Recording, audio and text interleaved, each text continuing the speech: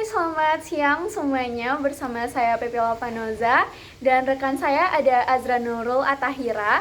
Kami berdua dari jurusan akuntansi Universitas Bengkulu. Jadi di podcast kali ini kita akan bahas kasus BTS 4G proyek yang diduga dikorupsi Menkominfo nih dan terseretnya Direktur PT Basis Utama Prima. Wow, cukup menarik ya pembahasan kali ini. Tapi nih sebelumnya kita tanya dulu sama Azra nih, apa sih itu BTS 4G?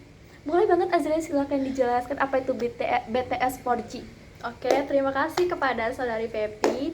Oke, jadi ya penyediaan BTS itu merupakan salah satu program untuk akselerasi transformasi digital nasional sesuai dengan arahan Presiden kita yaitu Bapak Joko Widodo.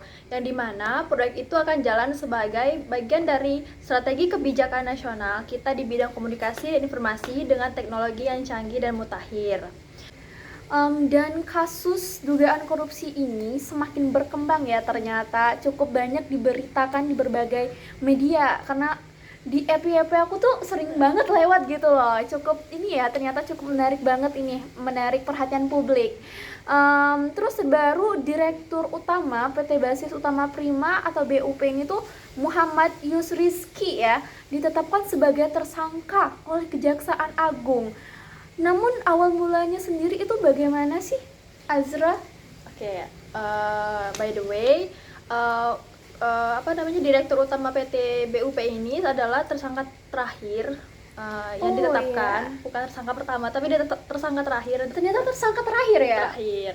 Nah, jadi selain itu PT BUP ini juga adalah PT yang dimiliki oleh suaminya Puan Maharani.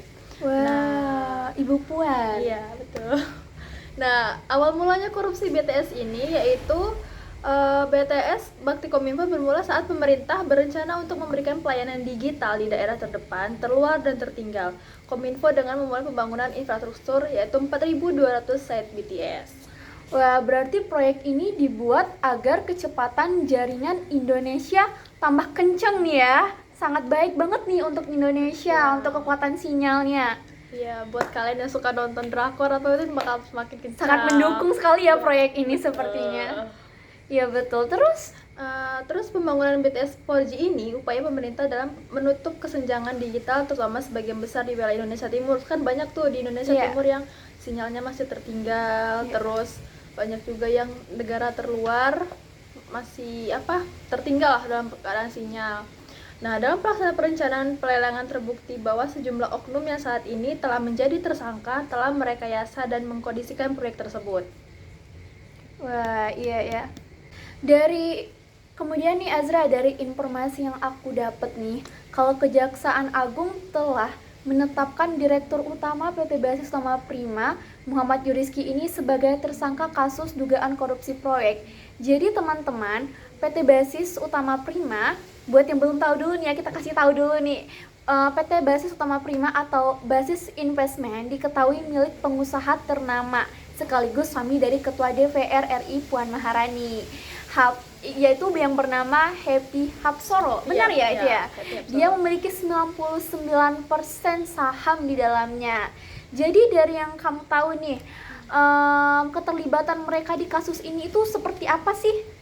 Oke, keterlibatan mereka di kasus ini yaitu Direktur Penyidik Japidus Kejagung Kuntadi menjelaskan bahwa Yusrizky ini via basis utama Prima ditunjuk sebagai penyedia panel surya yang akan digunakan dalam proyek menara BTS Kominfo ini.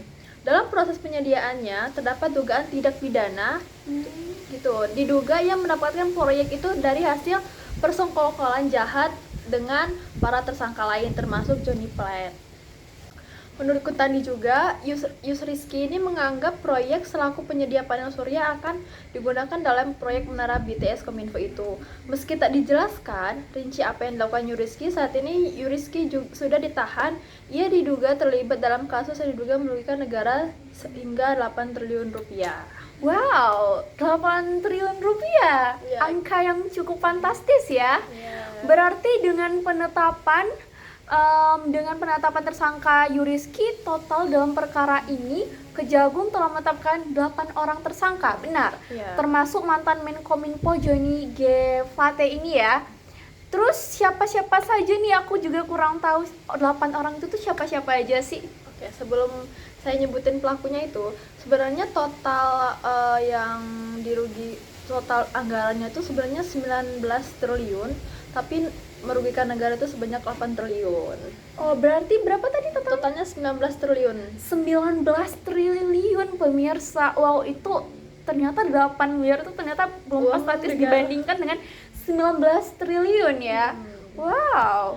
Dan 8 tersangka itu ada yang tersangka utama yang dikuapkan oleh para Kejaksaan Agung, yaitu pertama ada Anang Ahmad Latif selaku direktur Oh, utama. aku tadi mikirnya Anang Hermansyah. Hermansyah, iya, Anang Ashanti gitu. Ternyata bukan ya, bukan pemirsa. Jangan salah paham. Jangan salah paham ya. Oke, Oke. lanjut. Yaitu Anang Ahmad Latif selaku direktur utama Bakti Kementerian Komunikasi dan Informatika. Yang kedua itu ada Galubang Menang selaku direktur utama PT Mora Telematika Indonesia. Yaitu yang ketiga Yohan Suryanto selaku tenaga ahli Human Development Universitas Indonesia tahun 2020. Yang keempat Mukti Ali selaku Account Director of Intelligent Account Department PT Huawei Tech Investment. Yang kelima itu ada Irwan Hermawan selaku Komisaris PT Solitech Media Sinergi. Yang keenam ada Johnny J. Plate selaku Menkominfo. Yang ketujuh WP selaku orang kepercayaan tersangka Irwan Hermawan. Yang kedelapan dan yang terbaru adalah M. Yuriski selaku Dirut PT Basis Utama Prima. Tapi nih Azra, kalau kita lihat dari nama-nama tersangkanya, ternyata ini tuh banyak dari direktur-direktur PT yang lain ya. Tapi yang menjadi perhatian publik itu cuman PT Basis Utama Prima. Ternyata Ya. memang dia tuh mungkin sangat menarik ya untuk Karena menjadi perhatian. ya, karena pemilikan PT ini kan suaminya dari Ibu Puan. Oh Kan iya, dari- makanya menjadi sangat lebih diperhatikan gitu ya. Oh iya, kerugiannya itu kan ada 8 triliun nih. Itu tuh termasuk dana apa aja di 8 triliun itu?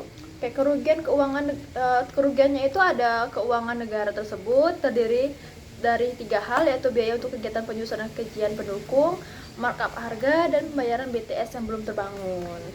Berarti dari 3 hal ya. Nah, kemudian untuk proses sidangnya itu sendiri gimana? Yang aku tahu itu proses sidang sudah dilaksanakan pada tanggal 1 bulan 8 kemarin, yang terjadi ketegangan antara para pelaku dengan hakim, yang dimana salah satu pelaku itu ketika ditanyakan hakim apa yang diterima, dia malah cengengesan dengan santai menjawab, "Saya menerima tas LV dan handphone iPhone baru." Wow.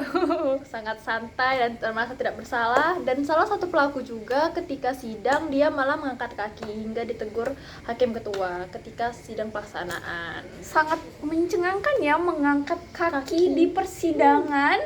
Waduh. Dengan rasa tidak bersalah.